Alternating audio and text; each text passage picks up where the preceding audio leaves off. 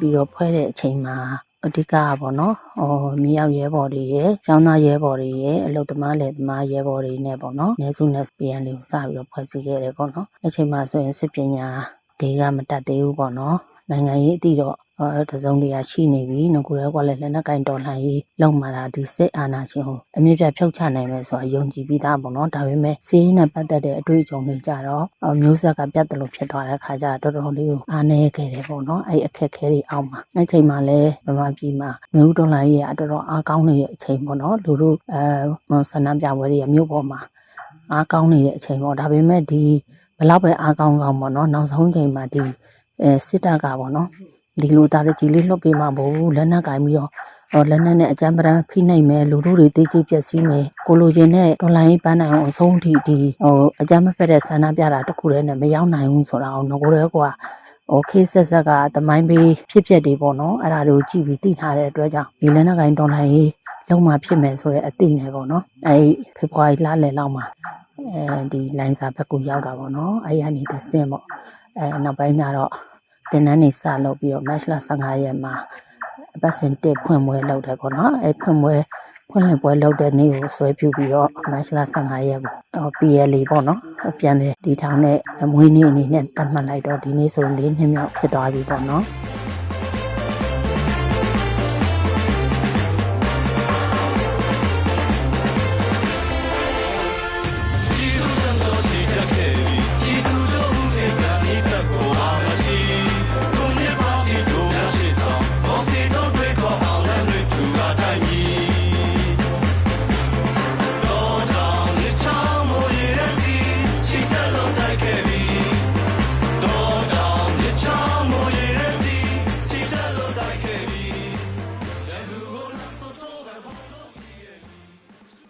သွားလာတာခက်ခဲလမ်းမနေမှာလည်းဂိတ်တွေအစင်းစင်းနဲ့ဖြတ်ရတာပေါ့နော်ခက်ခဲတွေရှိတယ်ငွေကြေးပိုင်းခက်ခဲတွေရှိတယ်ဆရာတွေကတော့အကောင်းဆုံးသူတို့တင်ပေးတယ်ပေါ့နော်ရောက်တဲ့နေရာမှာဒါပေမဲ့ရဲဘော်တွေကမြို့မှာပဲနေကြတာအများစုဖြစ်တဲ့အခါကျတော့ပင်မကျန်းတဲ့ဒီစစ်တင်တဲ့နေရာတန်းတွေကိုသူတို့တော်တော်လေးကိုပြင်းထန်ပေါ့နော်ကြမ်းကြမ်းခံပြီးကြော်ဖြတ်ရတာပေါ့နော်ခက်ခဲတွေတော့ရှိတာပေါ့ရှိပေမဲ့စိတ်ပိုင်းရုပ်ပိုင်းတန်မအောင်လုပ်ပြီးတော့ဒီတနန်းနေပြီးသွားခဲ့ကြတယ်ပေါ့နော်အဲ့မှာပတ်စဉ်3ပေါ့နော်နောက်ပိုင်းကျပတ်စဉ်နောက်တစ်ခုနဲ့ဆိုပတ်စဉ်4ခု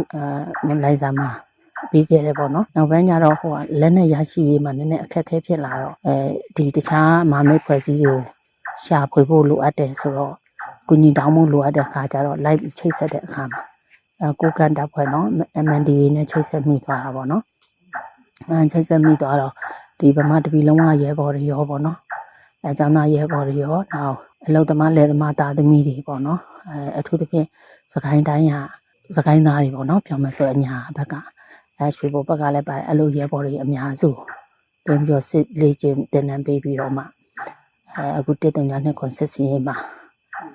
အတွေ့အကြုံတွေယူတာပေါ့နော်အတွေ့အကြုံတွေယူတဲ့တိုက်ပွဲအတွေ့အကြုံအောင်ပွဲတွေအများကြီးရခဲ့တယ်ဒီ KN ရတင်ပေးတဲ့ပညာတွေရော MND ရထပ်ပေးတဲ့ပညာတွေနဲ့ပေါ့နော်မဟာမိတ်နောက်ပိုင်းမဟာမိတ်3ဖွဲ့ရဲ့သစ္စာရှိပြီးတော့ညီရင်းကိုစိတ်ဓာတ်တွေနဲ့ပေါ့နော်ရဲဘော်ရဲဘက်စိတ်ဓာတ်အပြည့်တွေနဲ့တိုက်ပွဲတွေဝင်တာတွေကိုလည်းအများကြီးသင်ယူခဲ့ရတယ်ပေါ့နော်ရဲဘော်တွေအဲ့လိုမျိုးပေါ့စိတ်ဓာတ်ဘိုင်းအောင်အကုန်လုံးပေါ့စစ်ပညာဘိုင်းတွေအကုန်ရခဲ့တယ်ပေါ့အဲ့တော့ပထမလိုင်းမှာတော့ဒီတိန်နီပေါ့နော်တိန်နီမျိုးကိုတိန်လိုက်တယ်အဲ့2ရက်အတွင်းတိန်မိသွားတယ်ပေါ့နော်ဒါမဲ့ဒီတိန်နီမျိုးကိုတိန်ထုတ်ထားတဲ့စကက16ကိုတစ်ခုလုံးတိန်နိုင်ပါလားတိန်နီကိုအလုံးစုံတိန်ပိုင်နိုင်မှာဖြစ်တဲ့အကြောင်းစကက16ကိုတိုက်ရတယ်ပေါ့နော်တိုက်တဲ့အခါမှာသူတို့အမြောက်တပ်တွေရှိတယ်နောက်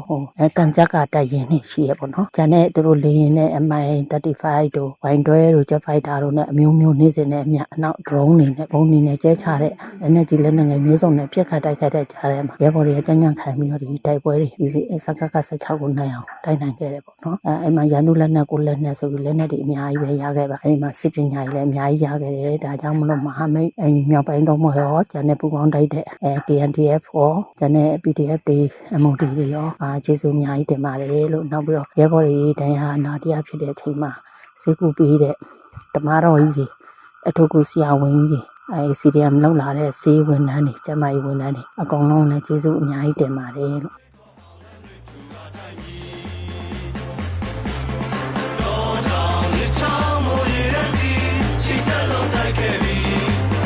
Don't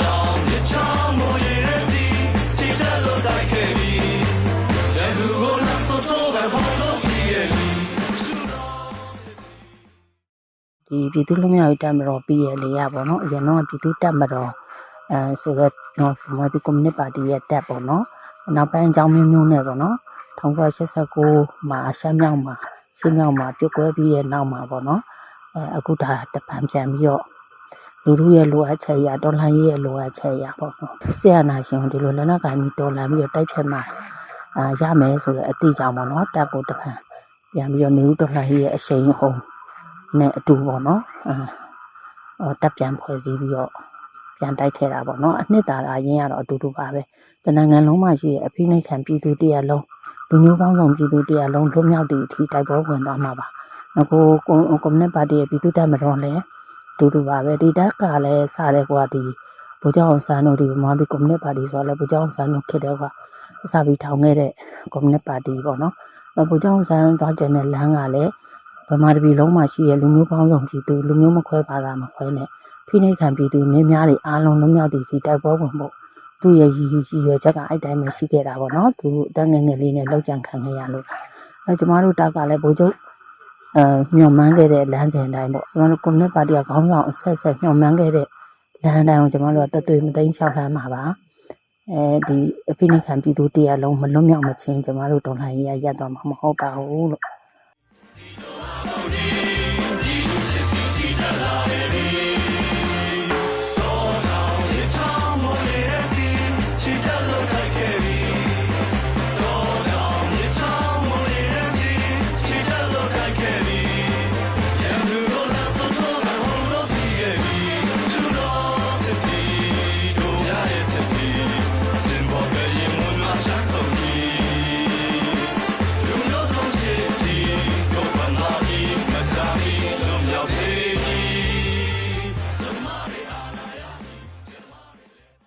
လောဆယ်အခြေအနေမှာတော့ဗောနော်ကျွန်တော်တို့တစ်တန်ညာနှစ်ကိုပထမလှိုင်းရတော့တိတ်နေဗောနော်ဒုတိယလှိုင်းမှာကျတော့လာရှိုးကိုတိုက်တယ်ဗောနော်လာရှိုးရဲ့အဲ့ရမခတိုက်ခတ်နေသူ့ရဲ့ရှေ့ကာကင်းတက်တွေဗောခမရ68ကိုလည်းတိုက်ခဲ့တယ်အဲ့မတိုင်ခင်ဒီလာရှိုးမျိုးရဲ့ပတ်ပတ်လည်မှာရှိရဲ့ဒီစခန်းတွေဗောနော်ဒီပြည်သူစစ်စခန်းတွေရန်သူစခန်းကုန်းတွေကိုအများကြီးတိုက်သိမ်းပြီးတော့မှဒီခမရ68ကိုရခဲ့တာဗောနော်တိုက်ခဲ့ရတာနောက်ပိုင်းရမခကိုလေတိုက်နေတဲ့အချိန်တုန်းကလည်းကျမတို့တက်တွေကဒီတန်ရန်နဲ့ဒီလာရှိုးဘက်ကိုရန်သူဘက်ကစစ်ကူကားတန်းနေလာတဲ့အတွက်ကြောင့်အဲ့ဒါကြီးကြားဖြတ်တိုက်ဖို့ပေါ့နော်တွားပြီးတော့တခြားမာမိတ်တွေနဲ့ပူးပေါင်းပြီးတော့တာဝန်ယူခဲ့ရတယ်ပေါ့နော်ဆိုတော့တိုက်ပွဲတွေကတော့ဒီ၄နှစ်အတွင်းချုပ်လိုက်မှာဆိုတိုက်ပွဲအကြီးငယ်ပေါင်းပေါ့နော်ရာနဲ့ချီပြီးတော့တိုက်ပွဲဝင်ခဲ့ရတယ်ပေါ့နော်တိုက်ပွဲတွေကတော့ပြင်းထန်ပါတယ်တော်တော်လေးကိုပြင်းထန်တဲ့တိုက်ပွဲတွေပေါ့တိုက်ခဲ့ရပါတယ်နောက်ပြီးတော့နောက်ဒီဘောဘက်တွေရောပေါ့နော်ဒီဘောရဲ့တိုက်ပွဲရက်တရားကြော်လာတဲ့အချိန်မှာနောက်ဆုံးမိတ်တိုက်ပွဲ3-4ရက်မှာလည်းကျွန်တော်တို့ပြည်ရလေးရဝင်ပြီးတော့ကြားပြတ်တွေတိုက်ပေးတာတွေပေါ့နော်ဝင်နေရယူပေးတာတွေကိုခဲ့တာရှိရပေါ့နော်နောက်မိုးကုတ်တိုက်ပွဲဆိုလဲဒီတပိတ်ချင်းနဲ့မိုးကုတ်လမ်းကြောင်းမှာရှိရဲ့ခမရ148တို့အဲ့ဖော်တော်လန်းဆောင်တို့အခုတိုက်နေတဲ့9မိုင်တို့ကြောက်ကြီးတို့လည်းအကုန်လုံးအဲ့တိုက်တဲ့ထဲမှာကျွန်တော်တို့ပြည်ရလေးရဲဘော်တွေပါတယ်ပေါ့နော်ပါတယ်နောက်ဒီဘက်မိုးမိတ်ဖက်ဆိုလဲမိုးမိတ်ဖြူဟာကိုလည်းတိုက်တယ်အဲ့မိုးမိတ်နဲ့တွင်းငယ်လမ်းတွေကျောမှာရှိရဲ့ကင်းချောင်းတို့အဲ့နေရာတွေကိုလည်းကျမတို့ဖြတ်တောက်ရေးတွေတာဝန်ယူတယ်နောက်တွင်းငယ်ကိုတိမ့်ပိုက်ခဲ့တယ်ပေါ့နော်ဆိုတော့ထိန်းချုပ်ထားတဲ့နယ်မြေတွေရပြောမယ်ဆိုရင်တော့စကိုင်းဘက်မှာလည်းမြို့နယ်ချို့ရှိရပေါ့နော်နောက်ရှိတဲ့ကအနောက်မြောက်စစ်ဒေသဆိုလဲမကွေးတိုင်းဟိုဒီကတိုက်တာများတယ်ပေါ့နော်အဲ့တော့ဒီအမှတ်1စစ်ဒေသမှာလည်းဒီ၄နှစ်အတွင်းမှာဆိုဝရငယ်တိုက်ပွဲအပါအဝင်ပေါ့အောင်တရားတိုက်ပွဲပါဝင်တိုက်ပွဲတွေအများကြီးပဲပေါ့နော်တိုက်ခဲ့တယ်အဲ့တော့၄နှစ်အတွင်းမှာ PLA တစ်ခုလုံးကတနင်္လာရီတိုင်းမှာလည်း KNU နဲ့လက်အောက်ခံတပ်တွေနဲ့ပေါ့နော်မာမိတ်တပ်တွေနဲ့ပေါင်းတိုက်တာရှိတယ်ဆိုတော့ဒီမတရားဘက်မှာလည်းအနောက်ချမ်းမှာလည်းတိုက်ပွဲဝင်နေပေါ့နော်အဲ့လိုမျိုးတွေအကုန်လုံးစုလိုက်မယ်ဆိုရင်တိုက်ပွဲဘောင်းကယာကြီးကနန်းဖြစ်နေပြီဗမာပြည်အနှံ့ကိုရောက်ရအရမှာပေါ့နော်စစ်ကောင်စီရှိတဲ့အရာမှာကျမတို့ကရှိရမဟာမိတ်အားလုံးနဲ့ပေါင်းပြီးတော့တိုက်ပွဲဝင်နေတယ် NUG ပါဝင်ပေါ့ NUG အောက်ကတိုင်ရင်တွေရော NUG အောက်ကတိုင်ရင် NUG အောက်ကမဟုတ်တဲ့တိုင်ရင်တွေရောအကုန်လုံးတပ်ဖွဲ့တွေပေါ့ local တွေနဲ့ရောဂျာနဲ့ PPL KNDF PSDF အားလုံးပေါ့နော်အားလုံးနဲ့ချိတ်ဆက်ပြီး KIA လဲမမိတ်ဖွဲ့ထားတယ် တအမ်းပေါ့နော်အမှန်ဒီအေးအားလုံးနဲ့ချိတ်ဆက်ပြီးတော့ပေါ့နော်ကျမတို့အကောင်းဆုံးဗမာပြည်တပြည်လုံးလုံးမြောက်တဲ့အထိပေါ့တိုက်သွားမှာပါအခုလက်ရှိလဲနေပြနေပေါ့နော်ဒီဗမာလူမျိုးများစုရှိတဲ့နေရာတွေကိုလည်းအလုံးမြောက်အောင်တိုက်ဖို့တော့ကျမတို့လည်းတနိုင်လောက်ဝိုင်းပြီးတော့စူးစမ်းနေရပေါ့နော်လုပ်နေပါတယ်ဟုတ်ကဲ့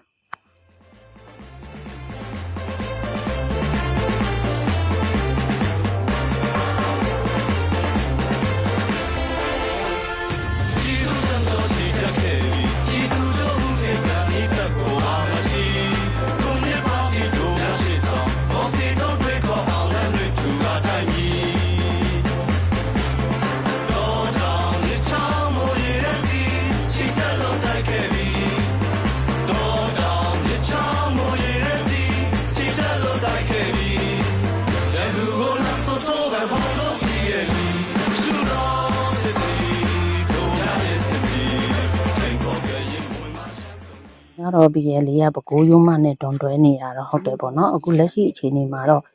ကျမတို့စီရေးအခြေအနေတွေကတကယ်ဗမာတနိုင်ငံလုံး